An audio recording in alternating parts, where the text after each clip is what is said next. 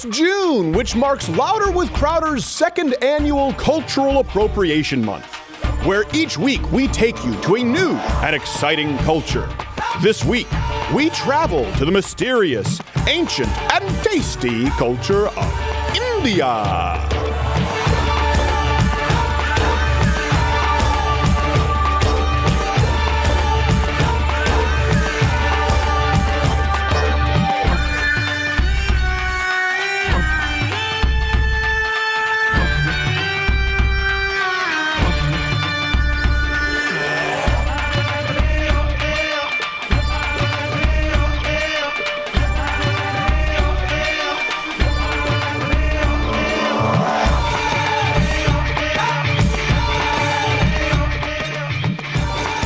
All right. You know that sound? It's the sound of the weekend, apparently, now.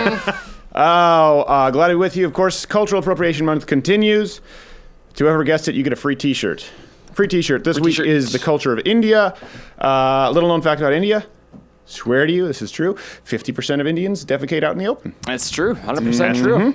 Yeah. Great country. Also, Dalsham, not a good choice in Street Fighter 2. Don't be fooled by the stretchiness. You think the stretchiness, then you realize he is weak as a yogi from India who doesn't eat beef. Producing with me in Video Studio, as always, is Jared, who is not gay. Follow him on Twitter at NotGayJared, me at SCrowder.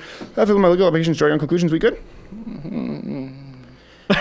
At G. Morgan Jr. is here. Hey, MrSimplifiedWine.com. What's the wine of the day? We have a curry-flavored wine from southern India. Sounds gay. Also contaminated. So we have great... I think I ripped the button on this, honestly. Yeah. Oh, jeez. These are itchy as hell, Francine Wardrobe. She's not going to be happy. No. I broke something. Yeah. Where's there's a button here? That happens. No, this is The not. show must go on. This is not a good opening. We have Dave Cullen on the show. Dave Rubin. That's going to be a lot of fun. We're just Daving the hell out of things. Dave Rubin has a gay lover named Dave. And I'm going to ditch the mustache. But I didn't see this. He managed a 7-Eleven. Well, that makes sense. We'll get letters. I'm an owner. Franchise that bitch. Thank you. Come again. I took pride in the American dream. Take a penny, leave a penny? No take. No take. So we will have them on, and of course we are going to get to this infamous New York Times piece today that talks about the shooting that occurred yesterday. The politicization has already occurred. You saw us talk about this yesterday, but it's occurred. It's in the New York Times. This is why they call it fake news. We'll get into all of that and more, but right now let's talk about other news. Interesting story. Not Gay Jared was the one who brought this up. The lengths we go to for you. Just for you. And it's hard for me to speak. So if people listening to the audio version saying, why does he sound like? It's because this glue has glued my face shut. It's like yesterday. Swedish hospitals, this is true story, are testing defibrillators delivery via drone. Nice. They're dropping defibrillators by drone. The flying spiders. This is true. They say speed kills, and they found that they've been able to deliver the defibrillators in an average of 5 minutes. The defibrillator, we don't have them. We just die. In 5 minutes, 21 seconds, that's compared to the 22 minutes on average for the ambulance. Oh, wow. That's great. So that does make a lot of sense. Yeah. I commend them for that, for being innovative. By the way, the drones have been doing the Lord's work in Sweden for a long time now, as they've been using them to airdrop rape whistles. Yeah. This will save you. Awesome. Air traffic control, nightmare. I can imagine. I was trying to get to that, but the hair engulfed and just dropping down, rape whistles. Yeah. We have a rape whistle drone. Do we have clearance for? Everyone needs clearance. I don't know. There's so much of it. By the way, little known fact.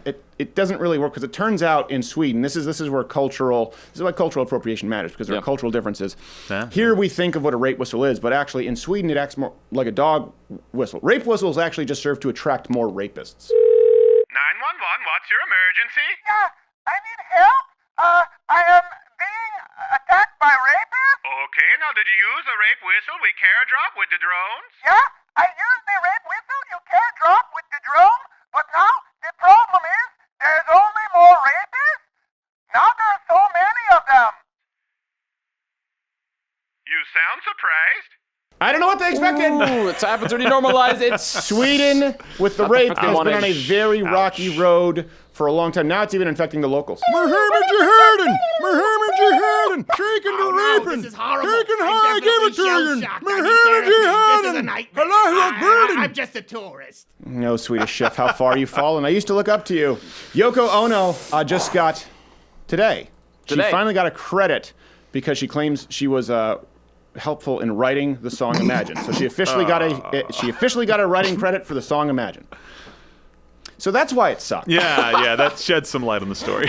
Whenever I say that, people are like, how could you say that? It is such a not only, it's just the melody isn't anything special, but it is a horrible song if you actually listen to it. Yeah, I think it's it's changing now. Apply the words. It's sucks. total collectivism. And by the way, here to deliver, and I used to get crap, but here to deliver a more accurate version of Imagine is our very own show favorite, Owen Benjamin. Owen.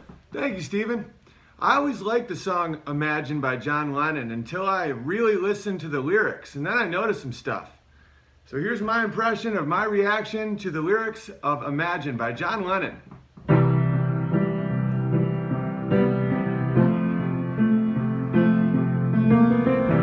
Imagine no possession. Didn't you write this in a $30 million apartment? It's easy if you try. I don't even have to try, John Lennon, I'm actually poor. No hell below us. So then what's stopping me from shooting you? Above us only sky. Then where is my nana? Imagine there's no countries.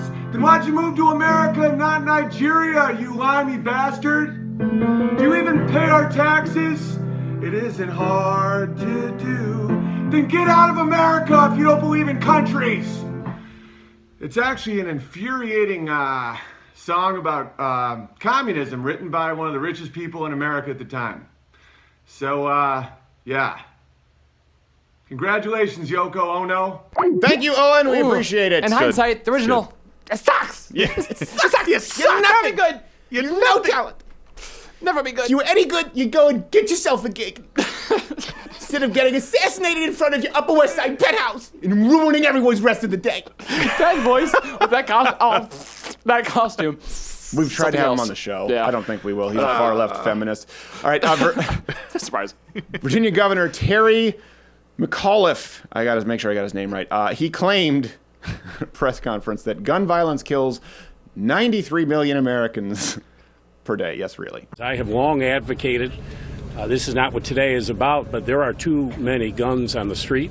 We lose 93 million Americans a day to gun violence. I mean, I've long talked about this. And I know what you're thinking. That sounds bad on its surface, but surely that was just a one-time gap. But this, obviously, with 93 million people a day, it's just something. See the guy in the background? Like, yeah, that's right. Of course. By the way, when questioned on his blatantly fallacious numbers, the governor claimed he was dyslexic. And when they informed him that dyslexia only affects letters, not numbers, he drank a bucket of salt water, crapped himself, and went unconscious. So don't expect a ton of A reasonable response. But 93 million Americans is one of those things sometimes where you think it high. seems so high that you're like, maybe there's something that I'm missing. So here, to make sure we get this right, is our on-the-field fact-check reporter.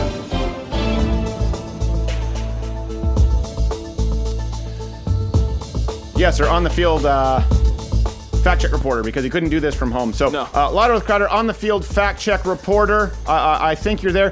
Can you answer me? Is his claim that 93 million Americans lose their lives to gun every day, is that true? What? I believe we've cleared that up. Thank you very much, Mr. Fact-check reporter on the field.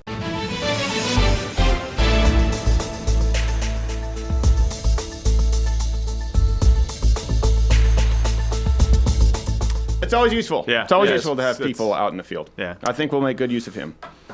Busy street, too. Yeah. Apparently, he just goes in the field and uses his iPad. Uses Really, his it's just a iPad. travel expense.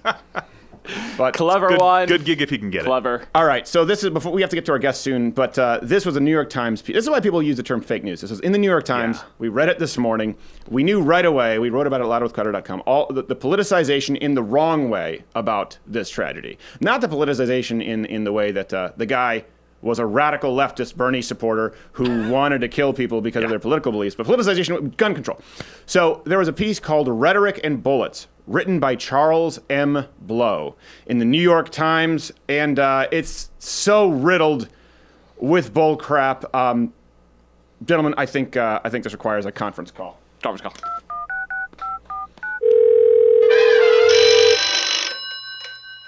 Hello, Commissioner Bullshit. Bullshit, man. Oh, it's Crowder. How do you get this number? I don't know. I told you not to give it out at parties. We'll talk about that later. Huh? Yeah, never mind that. Hey, bullshit man, have you been reading this article here in the New York Times? Have you seen that today yet? Yes, of course I read the New York Times article. Bullshit, man. You don't think I'm on this? Uh-huh. Okay, hold the phone for me. Yes. Not so tight, he can't hear if I'm in the receiver. There we go. Yes. No, the very first paragraph reads, in 2011, after Representative Gabby Giffords of Arizona was gravely injured and 6 others were killed by shooter in Tucson, they opened the column by referencing a shooting that occurred years ago, which in relation to this article is erroneous. That's bullshit. Yeah, but what else does it go on to say? Then he goes on to say, yes, Republican personalities and officials in the wake of Barack Obama's election had spoken openly about the Second Amendment remedies and being armed and dangerous and revolution, but it was not possible to connect the dots between that irresponsible talk and Tucson shooter. See, he says connect the dots, but do you notice something? The quotes have no references, are completely unsubstantiated, and thus are bullshit. Yeah, well, it definitely does seem as though it's pretty clear. I'd agree. I know, he clearly knows the motive. Hold on, let me skim down. Okay, then he writes, as Kathy Waldman wrote for Slate last June, this is the New York Times, and one of the first source links in the piece is Slate. That's his first reference. That is bullshit. Give me back the phone. Really, Slate, that's a first one. That's not surprising, though. Did it get any worse? Oh, it gets worse. Okay, couple paragraphs down. He writes, the shooter, identified as James T. Hodgkinson, appears to have had strong liberal, anti-Trump, anti-Republican views. Sounds like we're going in the right direction. But then he says, among other things, he was a volunteer for the Bernie Sanders campaign. I like where this is going. But at the time of this writing, authorities had not announced a motive for the shooting. Not announced a motive after this whole paragraph. That's what we call self-explanatory bullshit. Yeah, that seems like a pretty obvious pivot, if a stretch of a point. I know, that was pretty bad. Okay, hold on. There's more. It gets worse. Let's see. Bullshit. Well, okay. Here's some real bullshit. He writes without a hint of irony in this paragraph.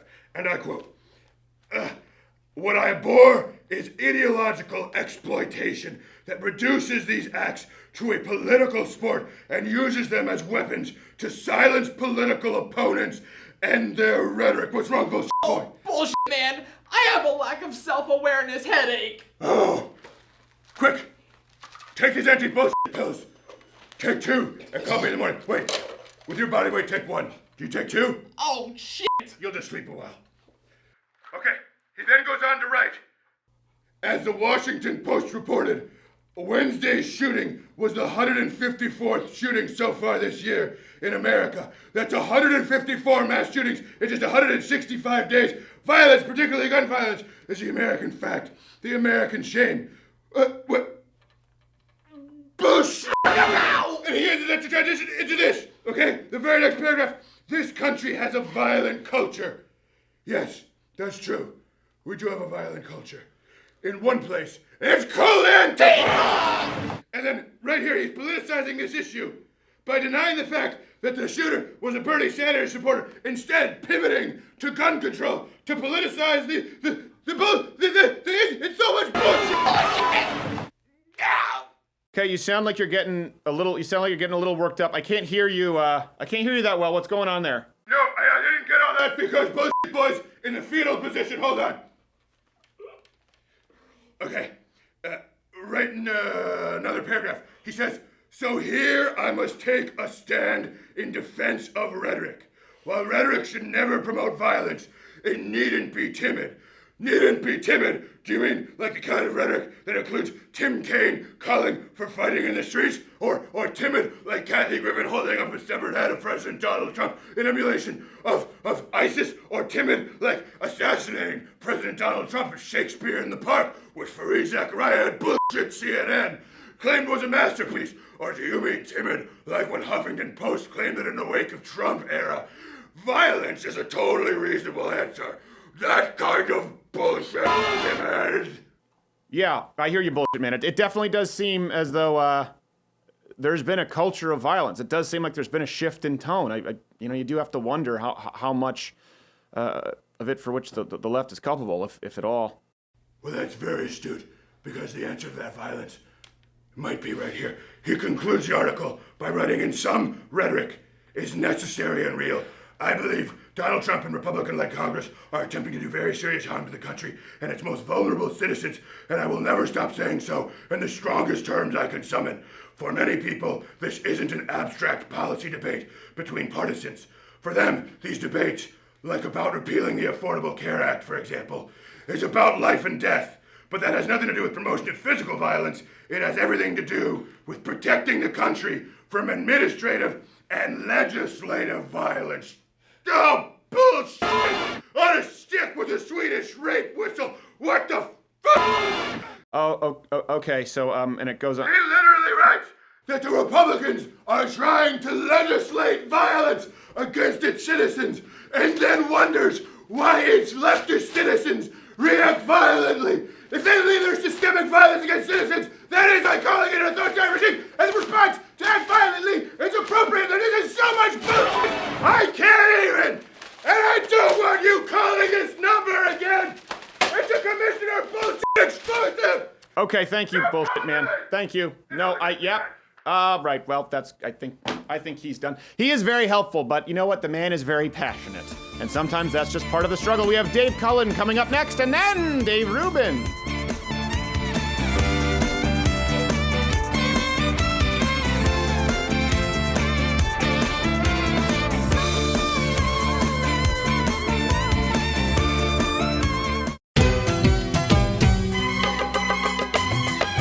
हक है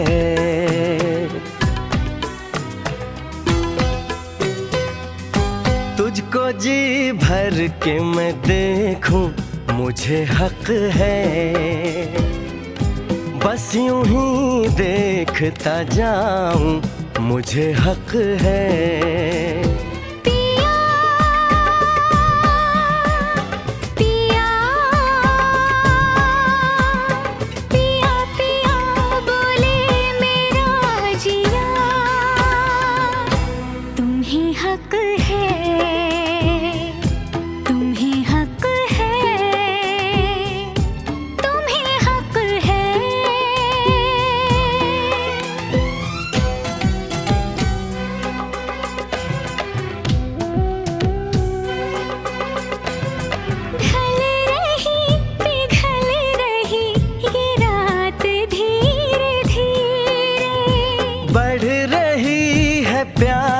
की बात धीरे धीरे चूड़ियां गुनगुना के क्या कही सजना ये चूड़ियां गुनगुना के क्या कही सजना रात की रात जगाऊं मुझे हक है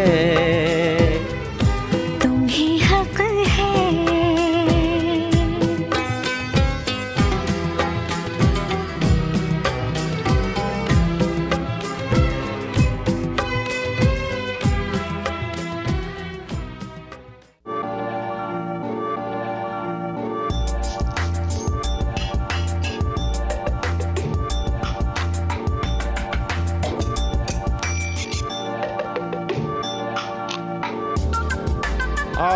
Glad to have our next guest on the program. We missed him. When we were in Ireland, and we were going back and forth on Twitter direct message. His YouTube channel, I hope I get this, I'm going to get the number wrong, is youtube.com/LACK78. Dave Cullen on the Twitter. What is Dave Cullen CF. Dave, at Dave Cullen CF, at Dave Cullen CF, at Dave Cullen CF, because now 3 times we'll make up for it. Dave Cullen, thank you for being on the show, sir. Thank you for having me, Stephen. What happened? Why'd you just put on that creepy voice? I have no idea. My professional speaking voice. I need to appropriate Englishness or something. This is cultural appropriation night again, is it not? This is, yes. India today, it's because to appropriate is to appreciate one's culture. Mm-hmm. Right. So fantastic. Yeah, we go all out. Nake Jair just took a dump on the street. This is Texas week. Yeah, Texas. A lot of Indians have relatives who live there. A lot of Indians in those neighborhoods because of the tech jobs. It's at a certain point where it's just like there are neighborhoods that are entirely Indian. Yep, it's the true. only markets are Indian markets, which, I mean, it's good. You know where to find it. Delicious stuff. Curry everywhere. Mr. Cullen, first off, why did you not come out and see us in Ireland? What? Well, firstly, I only find out that you're in Ireland when you message me in DM, said, "Hey, come on out to the show. We're starting in an hour and a half." That's true. I'm 3 hours. That sounds like you. It's not a big country, but I'm 3 hours away. Steve. I don't know what happened there. Yeah. But I gotta ask, you went to Ennis. Yeah. Why there? You went straight to the Cliffs of Moher, and then you went to Ennis. Yes. Okay. So Senator Rick Santorum's daughter was getting married, and so there was a big wedding there at the Drummoland Castle. Yeah. So yeah, we were there, and so that kind of dictated where we had to be. And then this one pub, was it Lucas Bar? Lucas Bar. And Ennis said, "Sure, we'll host you." And the guy was really nice. For someone, he was personally left, but was really respectful and let us broadcast from there. So it was kind of determined by who would have us. But yeah, I just would have loved if you'd gone to Moneygall. You know of Moneygall? I don't. You don't? Oh my God, I can't believe you don't. So Moneygall is this very small, rinky-dink rural town in the middle of nowhere on the border of Offaly and Tipperary, and it's basically the entire town has become a shrine to Barack Obama. Oh, well, how could I not know? You should write travel commercials. Yes. He'll be there. Tim Sounds Allen. very enticing. Can't wait. So basically, Canceling they my have summer American plans flags. now. I had to go and see this because he visited there. That was his ancestral home. And they have American flags on either side of the street. And every store, the hardware store, the pub, the restaurants, everything is something Obama in the name now. And it was hilarious when he was here because he went to Moneygall and he went to see the ancestral house. So he goes in, and the thing is, they're like, must be very moving for President Obama to finally see the ancestral home of his relative who, okay, very tenuous connection to his relative. This was not the original home. Okay, this building had been demolished 150 years ago. Really? So he was just walking into random person's house. This must have been the original Wi-Fi connection that they had back in the 18th century. As you can see, that's the Xbox 360 controller back then. They didn't even have one. It was still 360.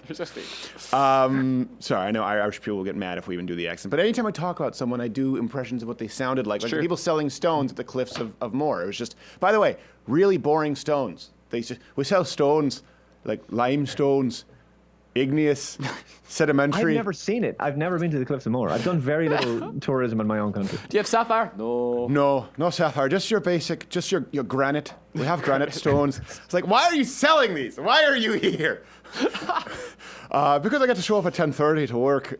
Nothing was open. I'll say this about Ireland. Nothing was open in multiple towns until 9:30. They laughed at us when we said we wanted to get coffee at 8.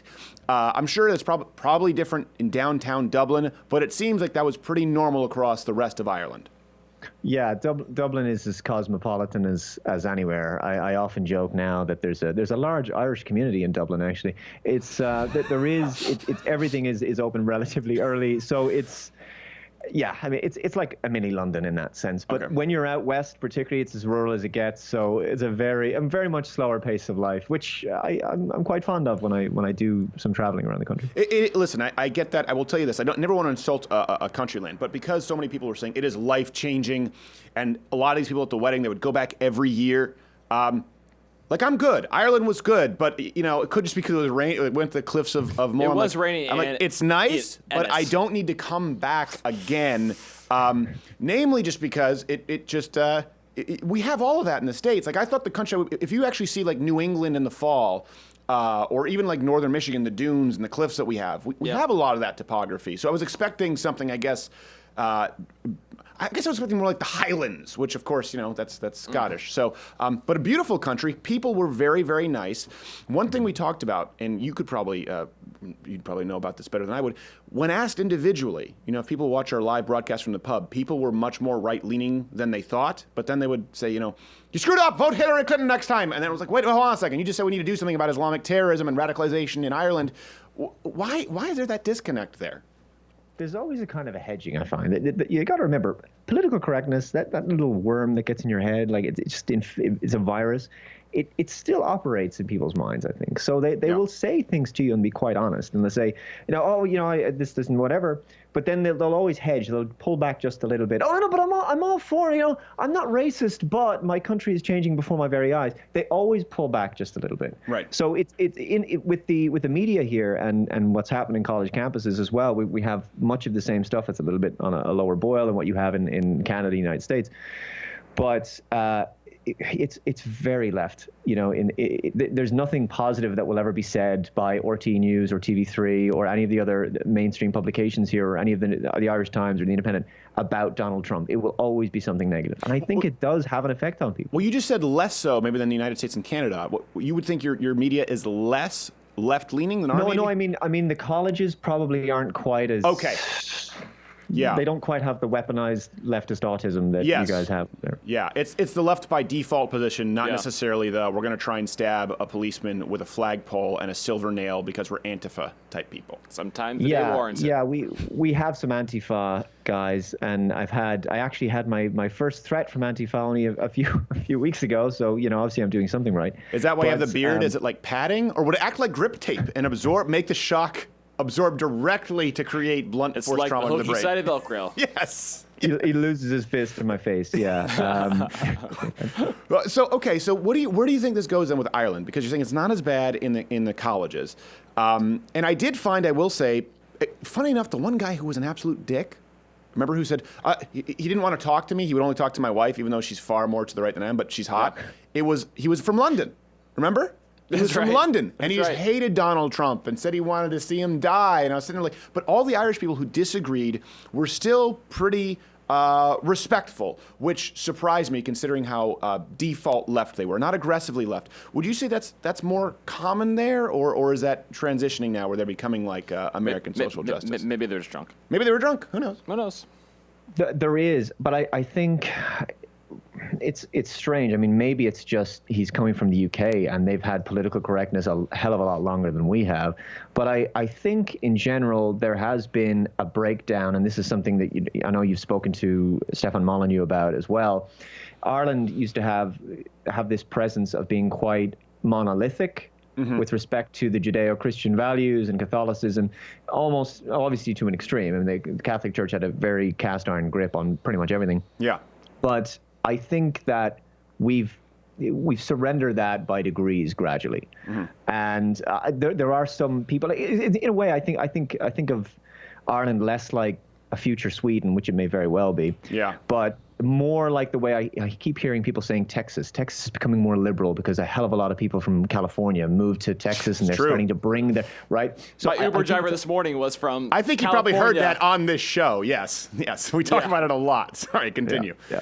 No, I think it is, and so it's just. I think it's just a matter of time before you're going to see that critical mass. But look, I mean, I try and avoid talking politics in the pub when I do. It's always kind of very hushed whispers if I meet a like-minded soul, who's like, feminism or social justice or Trump or whatever.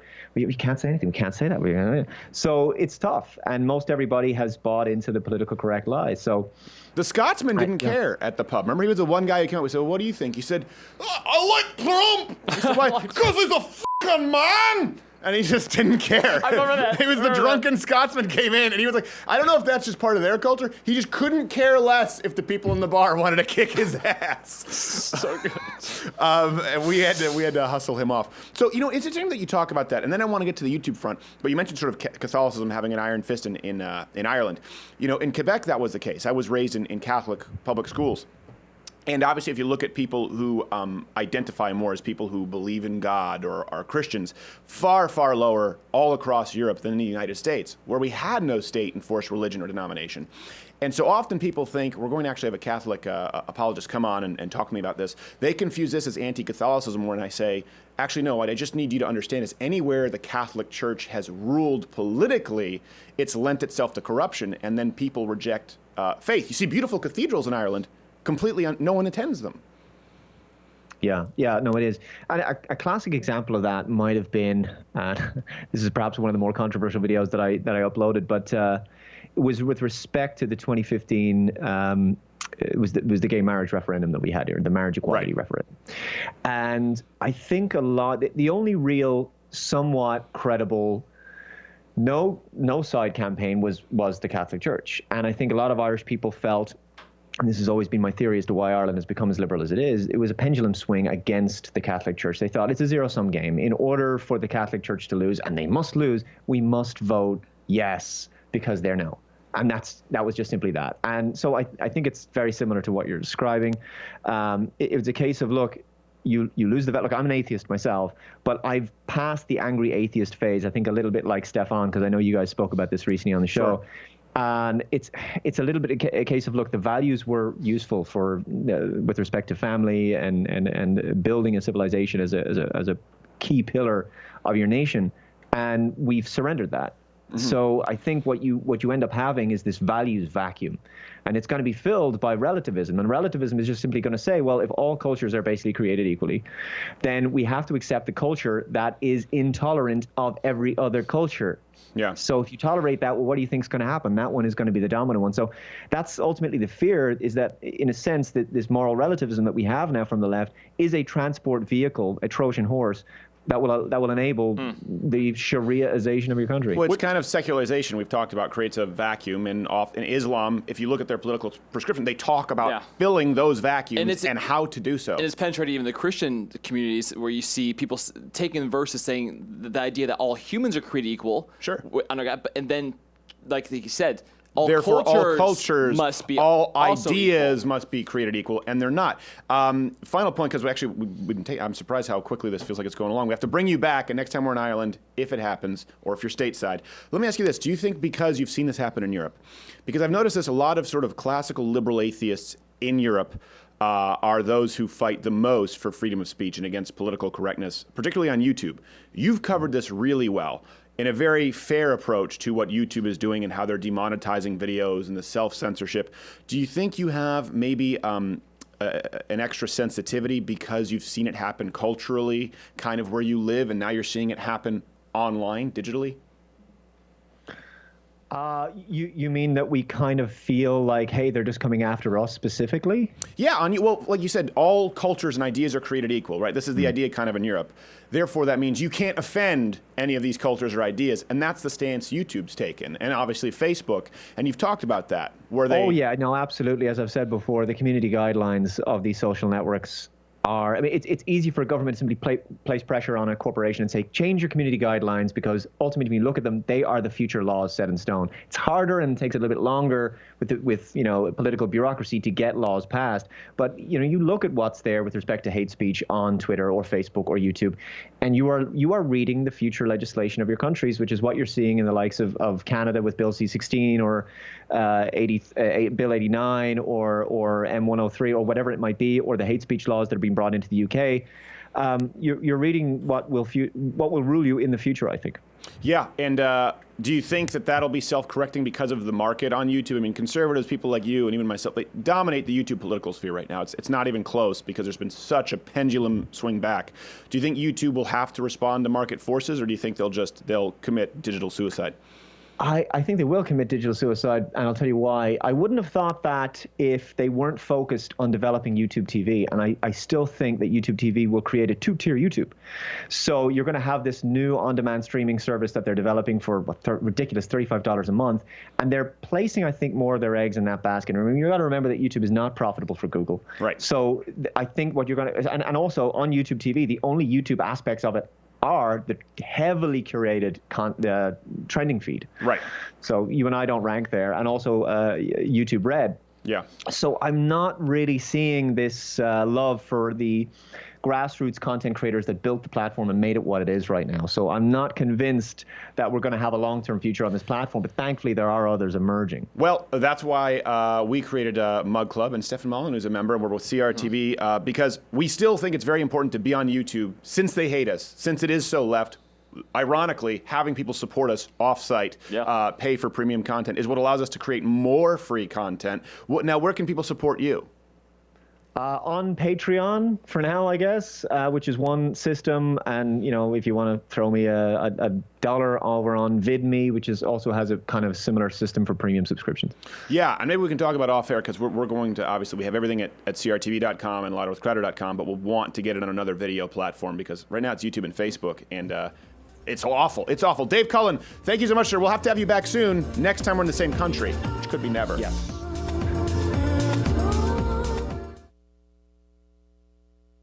Many of you are still unaware of the items available at louderwithcrowdershop.com. Not only do they make you look and feel better, but they serve a multitude of purposes. Like our Socialism is for Fag shirts, assisting in identifying potential allies. I found that shirt very offensive. I think it's pretty funny. Or our Bad Hombres Firearm t-shirt, helping you know who to avoid. Am I to take that shirt to mean that you support some kind of firearm registry? Or this one. Hey, look, it's my face. I hate it.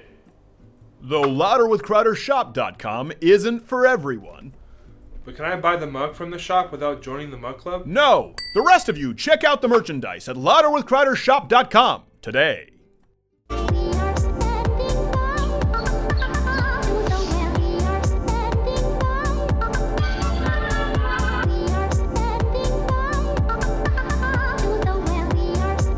All right, glad to have our next guest on the program. Unfortunately, he's calling today from Pittsburgh. Well, we can't tell because he's got the Lieutenant Cabretti glasses. We never know. You know him from the wonderful show, Rubin Report. We've loved watching Mr. Rubin come along the trail here. What are you doing in Pittsburgh, though? Well, Crowder, I don't like to brag, but I am in Pittsburgh right now.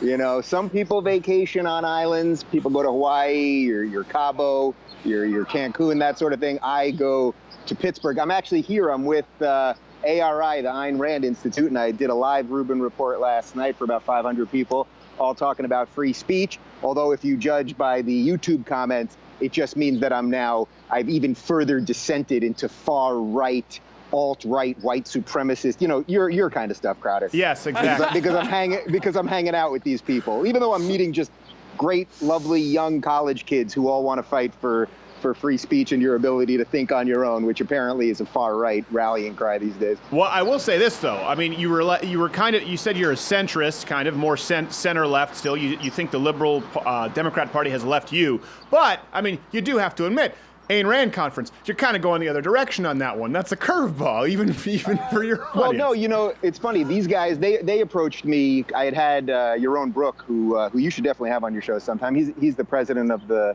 organization. I had him on my show and just had a chat like I would with anyone else, with you or anybody. And they had approached me and just to say, you know, do you want to do some stuff on colleges about free speech? And I said, look, if we don't have to agree on all the economic stuff, if I don't have to be an objectivist myself, if we can just do free speech, and if we agree on that, then that to me supersedes everything else. So yeah, I'm getting some flack for hanging out with them, but I don't regret it. And you know what it's like. It's like if you do anything, associate with anyone that your intellectual opponents don't want you to, you're going to get hate. So I leave my judgment up to myself, which I'm probably harsher than these morons anyway. Well, you know, I've actually gotten that recently from, believe it or not, we talked about this, Catholics. Just because I've talked about, you know, how I'm not a Catholic, and I was recently at a Catholic wedding. It was beautiful. It was in Latin. But I still don't agree with some of the theology. And I said, you know, if someone can come on and convert Crowder, we can make a thing of it. And people are like, why is your anti-Catholic bent showing? I'm like, hold on. I was at a Catholic wedding, like at table number 2 in Ireland, where they gave out rosaries. I'm not anti-Catholic. I just don't agree with all of it. So everyone's got their own thing. It seems like everyone's free speech until it's their thing. I wonder if that still applies to some of these college students. Yeah, well, of course it does. Look, we all have ideological consistencies. Dare I say, Crowder, even you and I, perhaps if somebody was to delve deep enough into the minds of the two of us, they might find something intellectually inconsistent. I don't know off the top of my head, but yeah, I mean, look, you know, it's funny you say that about Catholics, because I'm getting a ton of email from Catholics and Christians in the middle of the country saying, wow, it's just refreshing to hear of a liberal that isn't just condemning us to hell, so to speak. Sure. That's actually listening to us. And, you know, that's why I've had Bishop Aaron from the Archdiocese of LA on my show. And just today we posted an interview with Rabbi David Wolpe from Sinai Temple in Los Angeles. And I'd be happy to talk to an imam or whoever, or an atheist or whatever. Well, we've had Imam Chowdhury on the show. Wanted me to die. So that kind of went as I expected it Good to. buddy of mine. Yeah. We had to create an entirely new account just to call him. Remember we put in those like Bitcoins to buy credits and call my on victims? account. And the first thing he goes, we're calling, so where are you calling from? We're like, you know, West. So wait a minute. So you are basically funding terror, hate No. terror We didn't fund him. with Bitcoin. It was for us to be able to purchase Skype credits to call him. Oh. Yeah. Right. No, I wouldn't give him any. I wouldn't give him any money. The man hasn't earned it. Well, depending who you ask, I guess. Different strokes for different folks. Let me ask you about this today. Or today. Now we know what happened yesterday. We know what happened with the shooting. We're talking about the first one. Thank God no one was killed except for the scumbag who brought the rifle to a baseball game. We kind of knew right on the outset. There were enough reports. I kind of thought it was suspect when he shot at the Republican dugout. I thought that was a giveaway. It wasn't a general spray and pray. Are these Republicans or Democrats? Yeah, I'm going to shoot at that dugout, but we may never know this young man's motives. This comes in the wake of Antifa. This comes in the wake of the Kathy Griffin, who has every right to do what she did. This comes in the wake of assassination of Trump at Shakespeare in the Park, and CNN's Fareed Zacharias says it's a masterpiece. I remember when they tried to blame Gabrielle Giffords on Sarah Palin because she had a congressional map with targets of seats that were up for grabs. Do you think, as someone who's more of a centrist, I truly believe that there is a tone shift and there's a culture of violence that is okayed by the left today, which concerns me. Yeah. I mean, look, this is basically what I've been talking about for the last 3 years now, that the liberals are abandoning liberalism, which is based in logic and reason and live and let live. They're abandoning it for progressivism, which, of course, as you know, is this collectivist ideology. And that way, anyone that turns against it has to be purged out. So the language, because they use these words of racist and bigot and homophobe and all this stuff, because they label everyone that they disagree with, not just some of us, but everyone that steps off the range gets labeled with this stuff. Well, if you label everybody that's your intellectual opponent as a Nazi, well, then obviously you've now painted yourself into a corner where the only logical step now is violence. So they've been pushing themselves into this corner. I did a video at the beginning of the year. I think it was my first video of the year where I said that 2017 is going to be the year of misdirected anger. And I think that's very obviously what's happening, that these guys have now... They've tacitly endorsed it. The language, look, I defended Kathy Griffin's statements. I defended Bill Maher's statements, which is a whole other thing, what he got in trouble for a couple weeks ago. Yeah. The play it's all kind of gross. The play is kind of gross. What Kathy did is kind of gross. But I am a free speech absolutist. You have to take that in the context of art. But to your bigger point, yeah.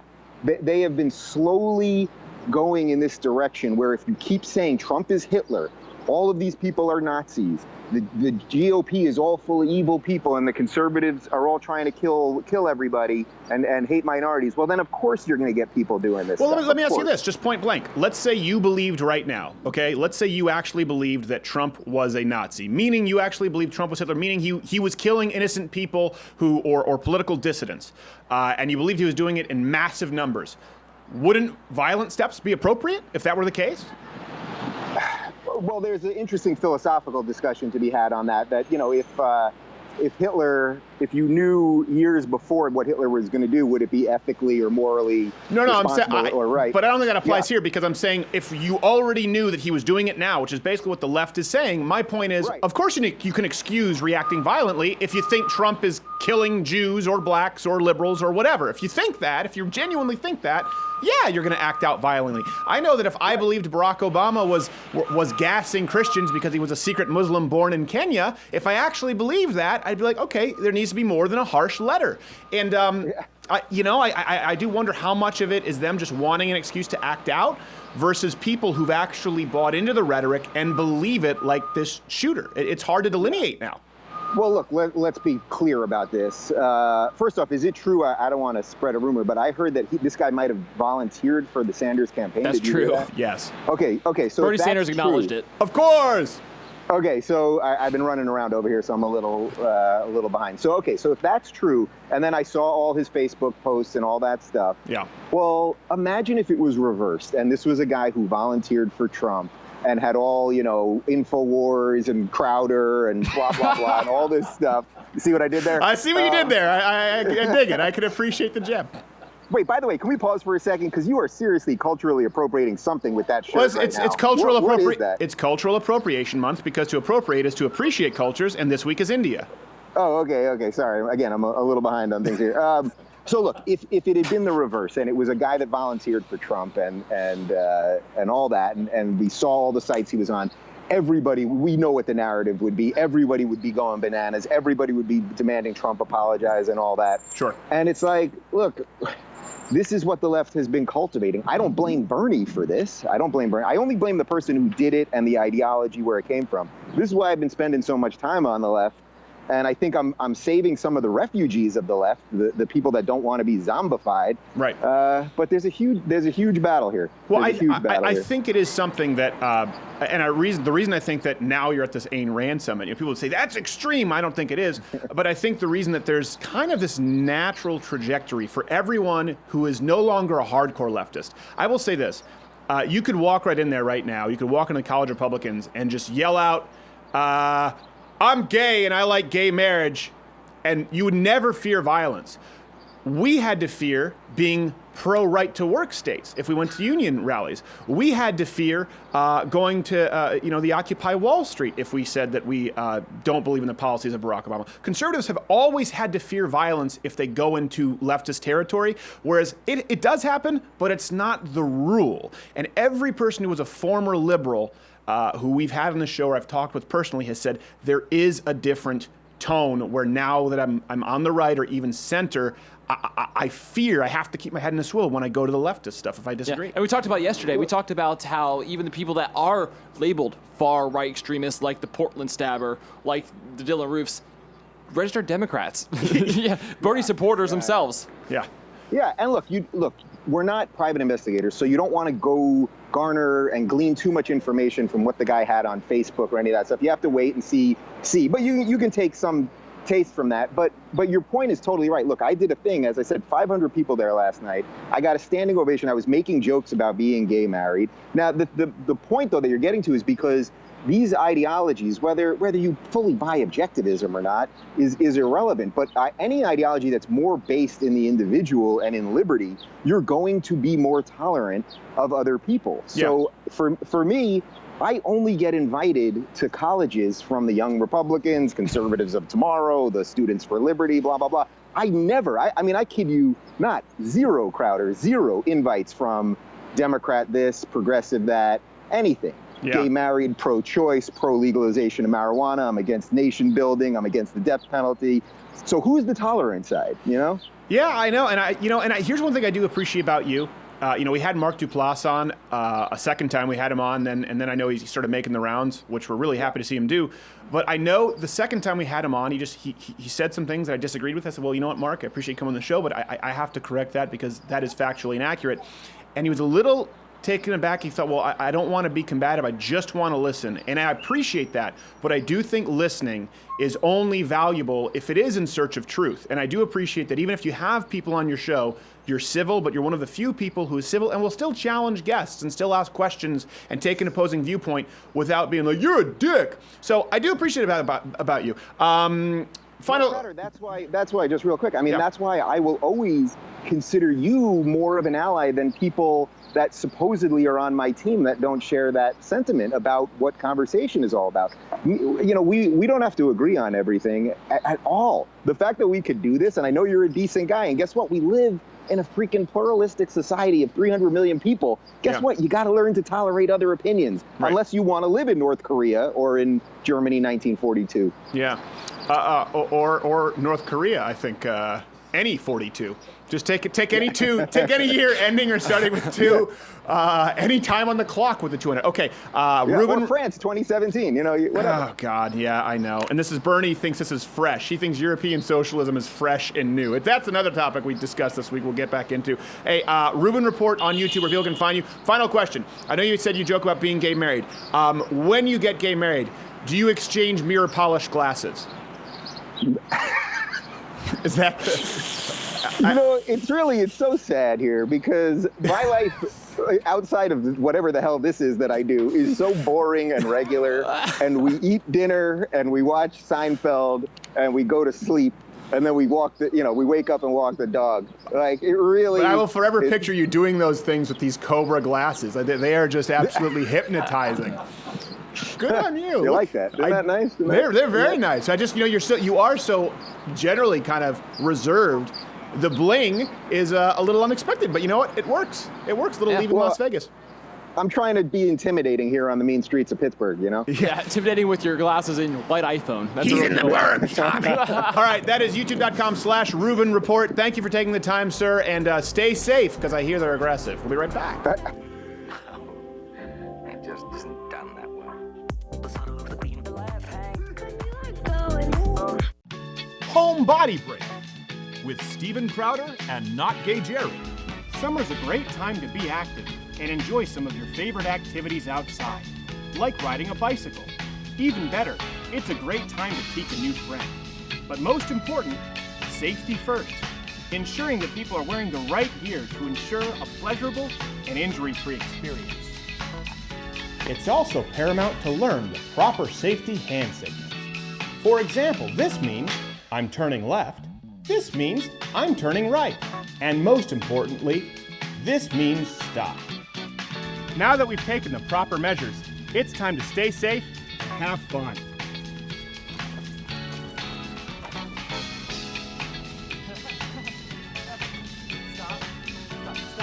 Stop!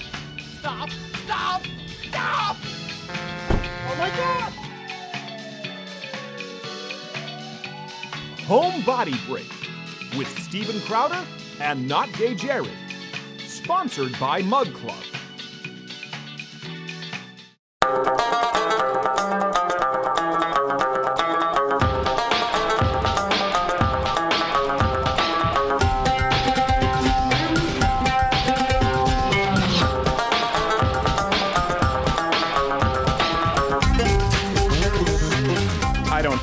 I don't know what that is. I was trying to be flexible. I picture their dances require a lot of flexibility. They do. I have no idea. Apparently not super flexible as a culture, though, as seen by defecating in streets. 50% of Indians defecate wherever. By the way, little known fact. I know people are going to get really mad. So 50% of Indians go out in the open. True story, I swear, as well.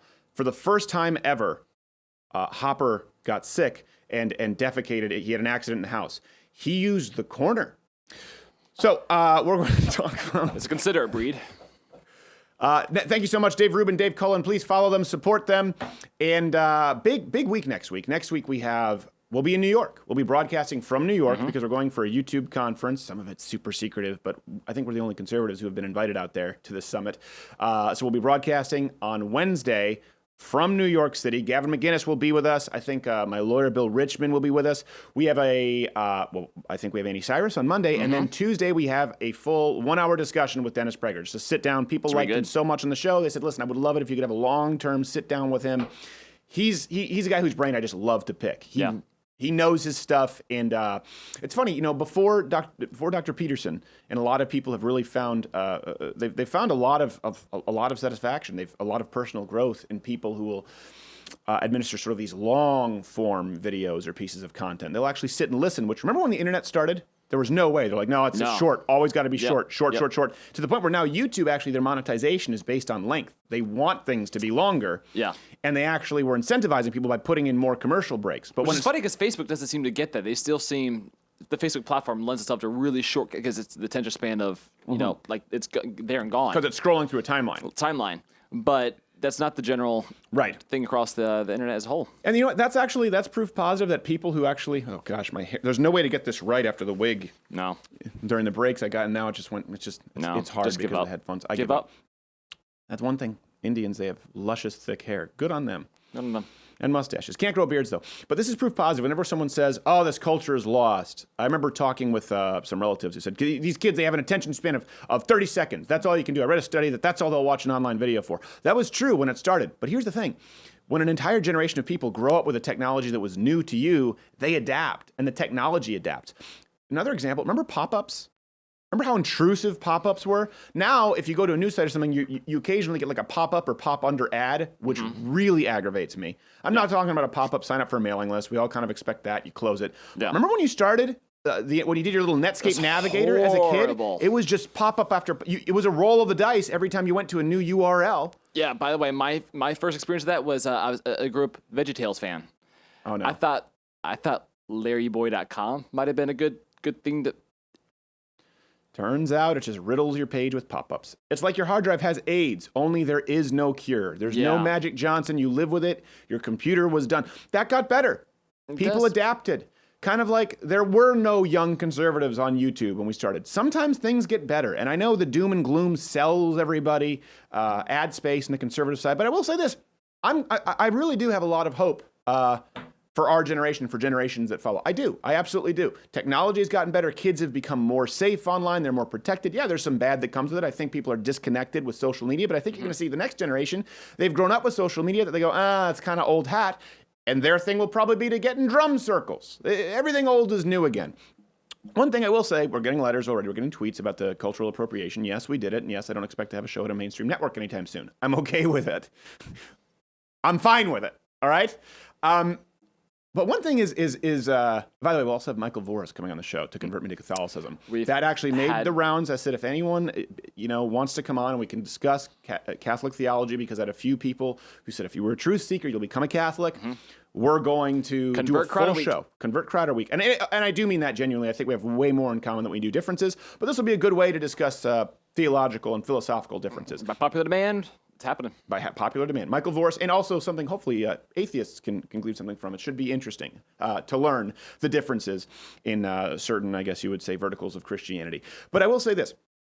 When this happened and people were talking about converting Crowder to Catholicism, that was why, if you thought there was no kind of segue in my brain, I remember in the comments section, some people were saying, or with Jordan Peterson, or you'll probably get it with Dennis Prager, I really wish Crowder just stopped joking. I really wish they stopped joking over there. Him and Jared are smart. It's just too much. I just wish they were more serious. They could do a lot of good if they were more serious. First off, that's not going to happen. Now, if you watch the hour-plus interview with Jordan Peterson, it is pretty serious. And actually, if you compare it to other interviews with any famous YouTubers, ours got into much deeper theological discussion. He even said as much. I mean, they were more challenging questions. People here are actually pretty educated. I wouldn't say black belt IQs, but certainly above the room average. Same with Dennis Prager. Yeah, we're going to try and keep it fun. This is an entertainment program, but this is something that I think is important on the right. You cannot, and this happened with this Catholic post where people were saying, I wish you were more serious. You could do better if you were more serious. You cannot bitch. You cannot complain about the fall of Western civilization culture and say, the youth, they've been corrupted through decadent or through entertainment and through film and through music. That's all these kids care about. Look, they don't know what it's like anymore. They don't know what a hard day's work is like. They don't know what the real world. Everything with them is entertainment. We've lost them because of a corrupt culture. You cannot give the culture that much power and then strip conservatives or the right wing of using it. You can't do that and then say, you know what, you'd be a lot more effective if you sermonized. That's one thing. And you know what it is? You don't believe it. People out there, because a lot of followers say this too, where they say, I watch this, or my pastor and I, we love your show, but then some people in the church complain and say, why are you watching this? And, what do you say to him? Do you think it might be more effective? Listen, I think there are some people out there who are more effective being serious. And I also think that some people, there's a particular person who emailed me this week asking if he thought that maybe he should abandon his approach, that he was kind of the funny guy and wasn't taken seriously, but was pretty smart, and he felt bad about it. No, I don't think you need to. I think humor and entertainment is an incredibly valuable tool, and the right has empowered it by making it out to be the big bad boogeyman. But then, when the right is able to be just as powerful, they condemn it, and they condemn you. So if that's who you are, and that's who we are on the show, you should be authentic to that. That's the one thing where conservatives have lost so much ground, is they've expected, if you go to a college Republicans meeting, certainly 10 years ago, I don't know what it's like now, it looked like a Tucker Carlson Jr. lookalike convention. I'm talking non-bow tie Tucker Carlson. The gimmick with the bow tie and the plaid jackets, kind of Don Cherry, that Tucker Carlson era. No one looked different, no one acted differently.